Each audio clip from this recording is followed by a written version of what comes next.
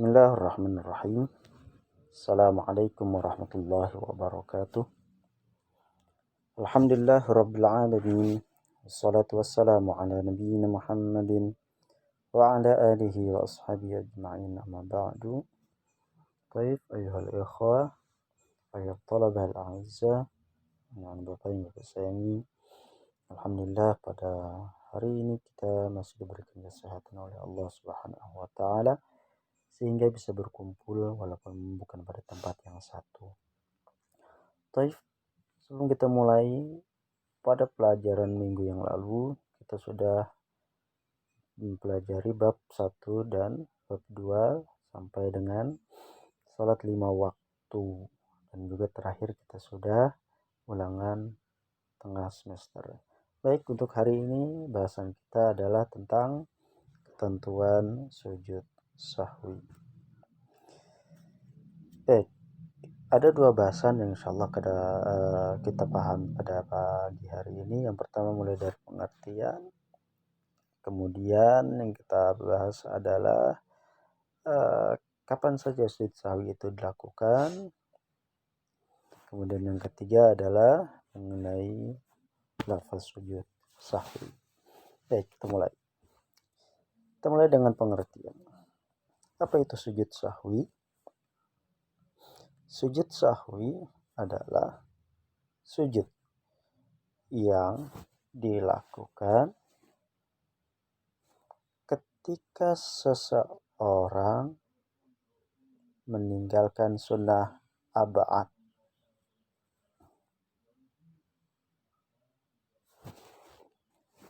Baik itu disebabkan karena kurang rakaat atau kelebihan rakaat, maupun ragu-ragu tentang jumlah rakaat. Ini pengertian sujud sahwi secara istilah. Sedangkan sahwi itu sendiri bermakna lupa atau lalai. Itu pengertian sujud sahwi. Sekarang kita paham. Sujud sahwi itu harus dilakukan kapan? Ada 4. Pertama,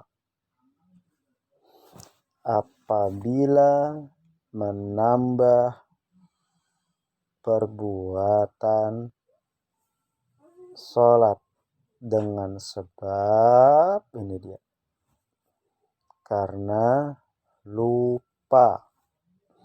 Jadi bukan karena disengaja.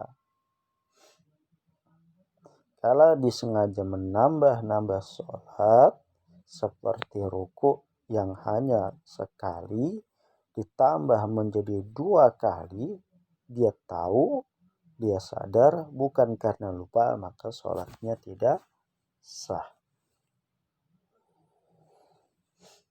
Seperti apa? Ini dia, seperti ruku tadi. Yang 1 kali jadi 2 kali. Ruku karena lupa, dia sudah ruku apa belum? Habis berdiri membaca surah Al-Fatihah, lalu dia membaca surah pada rakaat pertama, dia ragu-ragu, saya tadi sudah ruku apa belum? Lalu dia langsung tidak. Lalu dia pada ruku yang kedua, maksud pada ruku yang kedua apa? Ini dia. Misalnya ia ruku 2 kali. Yang tadilah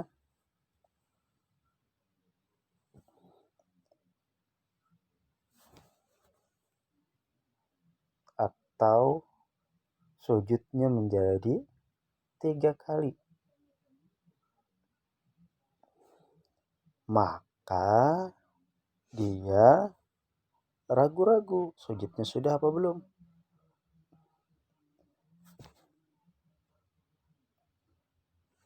Maka ketika salam harus ditambah dengan sujud sahwi. Oke, kita pahami dulu ini bagian ini. Contoh, ada seseorang ketika dia sholat rakaat pertama, Allahu Akbar, membaca surah Al-Fatihah, lanjutkan dengan surah. Ini contoh sholat subuh. Sampai begitu selesai baca surah, dia ragu-ragu. Perasaan saya tadi sudah ruku. Tapi ragu-ragu. Memang sebenarnya dia sudah ruku. Dia ruku. Tapi ragu-ragu. Apa yang harus dia lakukan? Maka dalam ilmu fikih ketika ragu-ragu itu lebih baik kita ruku lagi. Ruku lagi. Yang seharusnya, yang sebenarnya dia ruku sudah 2 kali. Tapi karena dia ragu-ragu, maka itu dianggap sekali. Setelah selesai membaca doa tahiyat akhir, maka dia sebelum tahiyat akhir atau sebelum salam atau setelah tahiyat akhir, dia harus melaksanakan sujud sahwi. Jadi kalau ragu-ragu, sujud lagi. Kalau ragu-ragu ruku lagi. Tapi ingat, ketika salam atau setelah salam boleh, atau sebelum salam juga boleh. Di sini ada 2 pendapat. Boleh setelah salam atau boleh sebelum salam, maka dia harus sujud sahwi. Yang kedua, apabila mengurangi salah satu rukun sholat. Ingat, persyaratannya adalah karena ragu, bukan karena disengaja. Seperti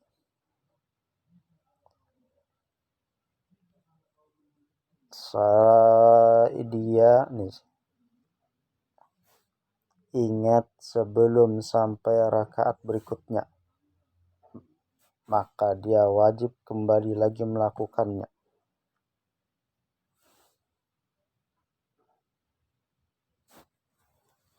Ya, kita bahas yang berikutnya ini. Contoh yang kedua. Contoh mengurangi. Contoh sholat subuh. Sholat subuh. Pada rakaat pertama, dia sudah membaca takbiratul ihram. Selesai. Aman. Yang kedua, dia membaca surah Al-Fatihah. Aman. Yang ketiga, dia ruku. Aman. Yang keempat, dia sujud. Nah, permasalahannya ada di sini. Ketika takbiratul ihram benar. Ketika membaca Fatihah benar. Ketika ruku dia benar. Ketika dia sujud, apa yang ketinggalan? Tidak. Pada rakaat pertama sujud 2 kali. Sujudnya 2 kali. Di antara 2 sujud dia melakukan duduk antara 2 sujud. Habis itu berdiri kembali melaksanakan rakaat kedua. Pada rakaat kedua dia membaca Fatihah. Betul. Kemudian kita yang bahas adalah yang wajib-wajibnya saja. Tidak kita bahas yang sunnah seperti membaca surah dan sebagainya. Yang kedua dia ruku. Aman. Setelah ruku dia i'tidal.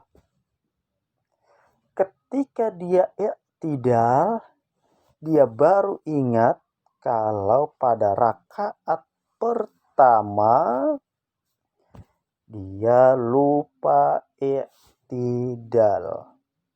maka dia boleh meneruskan sholatnya tanpa membatalkan sholat dengan melakukan i'tidal, tapi untuk rakaat yang pertama. Artinya yang dia lakukan pada rakaat pertama kecuali pada takbiratul ihram, membaca Fatihah, kemudian ruku, di bawah ini dianggap mengulang. Berarti yang dia lakukan pada rakaat kedua itu dianggap dia masih rakaat pertama. Otomatis setelah dia ruku, dia melaksanakan lanjutannya, ya tidak sujud, duduk antara dua sujud, kemudian sujud lagi, habis itu berdiri lagi. Dia seharusnya sudah salam, tapi dia hendak berdiri lagi. Kenapa? Karena pada rakaat yang sebelumnya dianggap tidak dipakai. Otomatis pada rakaat kedua menjadi rakaat pertama. Karena dia meninggalkan salah satu rukun sholat, yaitu ya tidak. Itu. Dengan persyaratan tadi, kalau kita kurang melaksanakan rukun sholat dengan syarat masih pada rakaat yang berikutnya. Kita lupa pada rakaat pertama tadi adalah i'tidal. Maka pada rakaat kedua kita melaksanakan i'tidal untuk menutupi i'tidal yang pertama. Jadi otomatis rakaat ini salah. Jadi ini menjadi rakaat pertama. Jadi otomatis kita akan menambah jadi rakaat ketiga. Ini sholat subuh.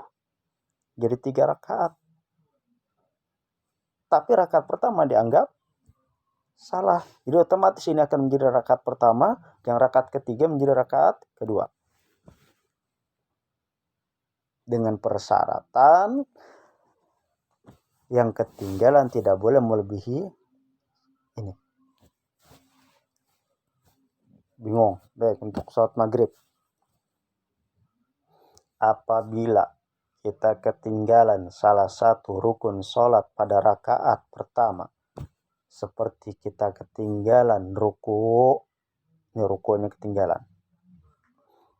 Ruku adalah menjadi salah satu rukun sholat. Jika ketinggalan maka batal. Lalu kita ingat bahwa kita belum ruku pada rakaat ketiga, maka sholat kita tidak sah. Otomatis harus berdiri kembali, takbiratul ihram, dan niat sholat lagi. Tapi jika kita lupa pada rakaat pertama rukunya dan ingat pada rakaat kedua rukunya, maka kita ruku pada rakaat kedua ini menjadi ruku sholat yang pertama, otomatis menjadi rakaat pertama. Ini tidak dianggap. Dan jika ini dilakukan, maka sholat tetap sah. Tapi yang ini, jika ruku ketinggalan pada rakaat pertama dan baru sadar pada rakaat ketiga, maka sholatnya harus diulang dari awal. Yang ini boleh sholatnya tidak dibatalkan, tetapi rakaat pertama tidak dianggap, rakaat kedua otomatis menjadi rakaat pertama. Baik, Bapak anggap selesai. Mudah-mudahan bisa dipahami. Yang ketiga, apabila meninggalkan salah satu sunnah abad seperti ketinggalan tasyahud awal karena lupa ketika sholat maghrib pada rakaat kedua seharusnya dia duduk tahiyat awal, dia lupa langsung berdiri kembali untuk sholat rakaat ketiga, dan dia ingat pada rakaat ketiga bahwa dia lupa untuk duduk tahiyat awal, maka sholatnya tetap sah. Tapi ingat, ketika kita mau salam,